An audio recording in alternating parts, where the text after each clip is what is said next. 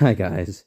I had to make this video because it was a debate I had with this live streamer, and I didn't even mean to go on this guy's live stream. I just kind of ended up there, and he was claiming that he was God, and I was like, "Whoa, okay, I need to say something about this."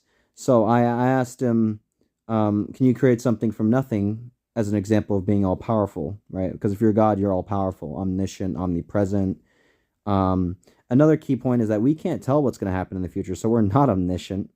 We're not all powerful. We can't create something from nothing.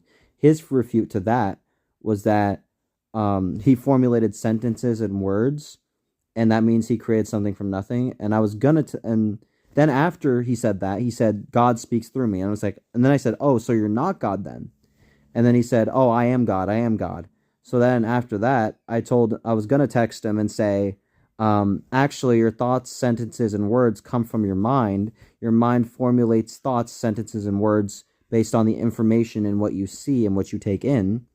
And so, therefore, your thoughts, sentences, and actions do not come from nothingness, they come from your mind.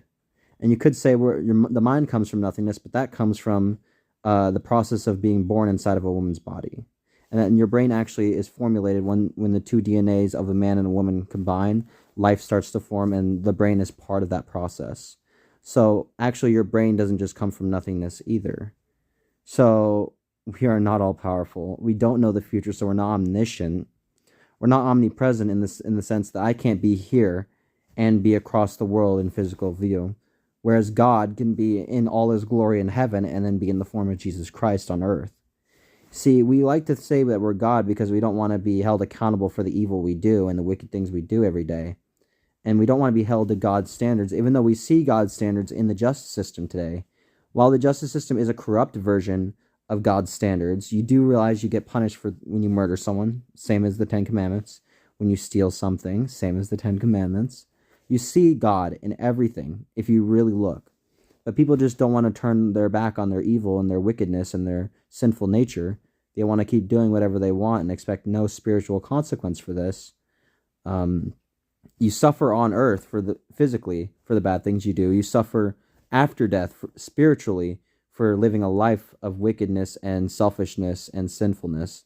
And there is no hate I have in my heart for these people. I truly pray that they don't lead others astray and don't lie to people and say that there is no consequence when we clearly see consequences for the bad things we do on earth. And we see God everywhere. Even the greatest scientists believe that there is some sort of creator out there. Look it up. I'm not lying here. And I love you guys, and I pray for all the atheists who,